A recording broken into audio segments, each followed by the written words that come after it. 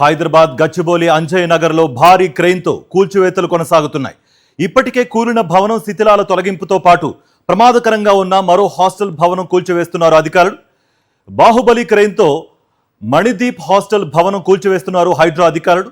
Builder Sajid అక్రమ కట్టడాలపై హైడ్రా కొరడా జులిపిస్తోంది.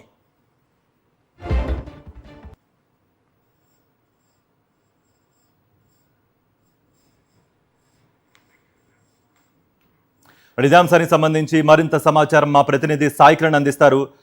Saikiran, already Hydraa చర్యలు చేపట్టినట్టుగా కూడా తెలుస్తోంది. ఆక్రమణలు కానీ లేకపోతే పర్మిషన్స్ లేకుండా కట్టిన ఆ భవనాలు, హాస్టల్స్ కూల్చివేతల దిశగా వెడుతోంది. అపార్ట్ ఫ్రమ్ దాట్ ఎటువంటి సమాచారం ఉంది మీ దగ్గర? కార్తిక్, అయితే అంజయ్ నగర్లో కుప్పకూలినటువంటి 7 అంతస్తుల భవనాన్ని నిన్న మొత్తంగా కూల్చారు. సో నిన్న రాత్రి మరో భవనాన్ని కూడా కూల్చివేతలు ప్రారంభించారు హైడ్రా సిబ్బంది. సో ఇప్పుడు ప్రస్తుతం మనం చూస్తున్నాం అది మణిదీప్ హాస్టల్ అయితే పీజీ భవనం ఉందో అదంతా కూడా అక్రమ కట్టడమే. నిన్న అయితే 7 అంతస్తుల భవనం కూలినటువంటి సమయంలో మొన్న ఇది కూడా కొంత పాక్షికంగా దెబ్బతిన్నది. సో దాన్ని కూడా అక్రమ కట్టడంగా తేల్చి దాన్ని కూడా కూలుస్తున్నటువంటి పరిస్థితి ఉంది. అలాగే దీని తర్వాత వెనకాల ఉన్నటువంటి భవనాన్ని కూడా అది కూడా దెబ్బతింది, దాన్ని కూడా కూలుస్తామనేటువంటి చెప్తున్నారు. సో మరి కాసేపట్లో హైడ్రా కమిషనర్ రంగనాథ్ కూడా ఈ ప్రాంతానికి మరొకసారి విజిట్ చేయనున్నారు. ఇప్పటివరకు కూల్చివేతలు ఏ దశకు చేరుకున్నాయి, ఇంకా ఎన్ని భవనాలు కూల్చాల్సినటువంటి అవసరం ఉంది అనేటువంటిది ఆయన ఫీల్డ్ విజిట్ చేసి కూల్చనున్నారు. సో మొత్తంగా మనం చూస్తున్నాం కూల్చివేతలు నిన్న రాత్రి ప్రారంభమైంది. నిన్న రాత్రి అంతా కూడా ఈ రెసిడెన్స్ వాసులకు ఇబ్బంది కలగకూడదు, చప్పుడు డిస్టర్బెన్స్ అని చెప్పి నిన్న రాత్రి కూల్చివేతలు ఆపి మళ్ళీ తెల్లవారుజాము నుంచే కూడా ప్రారంభించారు. బాహుబలి క్రేన్లు కూడా తీసుకొచ్చారు. సో మనం ప్రస్తుతం నిల్చున్నటువంటి ఈ రెసిడెన్స్ జయదర్శిని అపార్ట్మెంట్, అలాగే పక్కన వైట్ ఫీల్డ్ అపార్ట్మెంట్స్, ఈ 2 అపార్ట్మెంట్స్ కూడా ఆ కూల్చివేతలకు ఇబ్బంది కలిగేటువంటి అవకాశం ఉంటుంది. కాబట్టి అక్కడ పరిసర ప్రాంతాల్లో ఉన్నటువంటి అపార్ట్మెంట్ వాసులందరినీ కూడా ఖాళీ చేయించారు. ఆల్రెడీ జయదర్శిని అపార్ట్మెంట్ 7 అంతస్తుల భవనం కూలినప్పుడు ఇది పూర్తిగా అటుపక్క 5 ఫ్లోర్లు కూడా దెబ్బతిన్నాయి. సో అందులో దెబ్బతిన్న వాళ్ళందరినీ కూడా ఇప్పటికే ఖాళీ చేయించారు. మీద స్లాబ్ను కూడా నిన్న రాత్రి తొలగించారు. సో మరి ప్రస్తుతం ఈ 2 అపార్ట్మెంట్లకు సంబంధించినటువంటి స్థానికులు వీళ్ళంతా కూడా నివాసితులు ఒకటే డిమాండ్ చేస్తున్నారు, వాళ్ళ అక్రమ కట్టడాల వల్ల మేము నష్టపోవాల్సి వచ్చింది. సో మరి మాకు ఎవరు ఇదంతా కూడా రీకన్స్ట్రక్ట్ చేసి ఇస్తారు, ఇదంతా డ్యామేజ్ ఎవరు చేసి ఇస్తారు అనేటువంటిది వీళ్ళంతా కూడా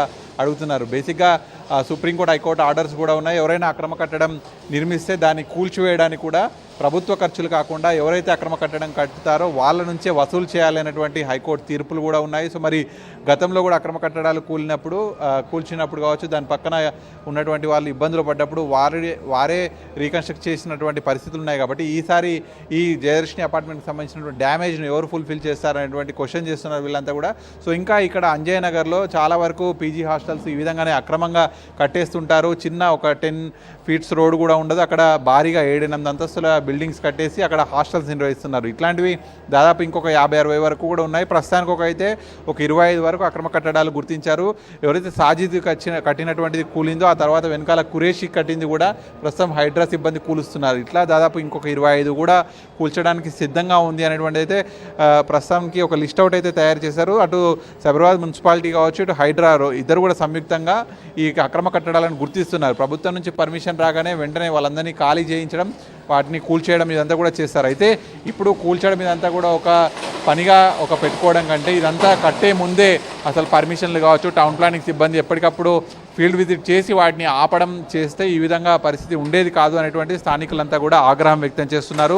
సో ఇట్లా ఈ పరిస్థితి వల్ల చాలా వరకు నష్టపోతున్నాం, ఇబ్బంది పడుతున్నాం అనేటువంటి చెప్తున్నారు. సో టౌన్ ప్లానింగ్లో ఉన్నటువంటి అవినీతి, అందులో ఉన్నటువంటి అధికారుల అవినీతి వల్లనే ప్రస్తుతం ఈ అక్రమ కట్టడాలు ఈ విధంగా వెలవడం, పూర్తిగా రావడం, వాటి వల్ల స్థానికంగా మేము ఇబ్బంది పడడం ఇదంతా కూడా చెప్తున్నాం. పూర్తిగా ఎటువంటి సెట్ బ్యాక్స్ ఉండవు. కేవలం ఒక 48 గజాలలో దాదాపు 7 అంతస్తులు, 48 గజాలంటే కేవలం ఒక అంతస్తు 2 అంతస్తులు మాత్రమే కట్టడానికి ఉంటుంది. కానీ అక్కడ 7 అంతస్తుల వరకు నిర్మించేసరికి దాని బేస్మెంట్ సరిగా లేకపోవడం, నాణ్యత స్ట్రక్చర్ సరిగా లేకపోవడం వల్ల ఈ విధంగా ఇబ్బందులు ఉన్నాయి. అక్రమ కట్టడాలు ఇప్పటికే అంజయ్ నగర్, సిద్దిక్ నగర్లో భారీగా వెలిసినాయి. కాబట్టి సైబరాబాద్ ఏరియాలో ఇక్కడ హాస్టల్స్ ఎక్కువగా ఉంటాయి. సో వాటన్నింటినీ కూడా గుర్తించే పనిలో అయితే అధికారులు ఉన్నారు. సో మరి వాటి మీద ఎటువంటి నిర్ణయం తీసుకుంటారనేటువంటి చూడాల్సింది. మరి కాసేపట్లో అయితే హైడ్రా కమిషనర్ రంగనాథ్ కూడా ఈ ప్రాంతానికి వస్తారనేటువంటి ఇన్ఫర్మేషన్ ఉంది. మరి ఆయన వచ్చిన తర్వాత ఈ బిల్డింగ్ తర్వాత ఇంకా ఎటువంటి బిల్డింగ్స్ కూడా కూలుస్తారనేటువంటిది కూడా చూడాల్సి ఉంది. Karthik, thank you Saikiran.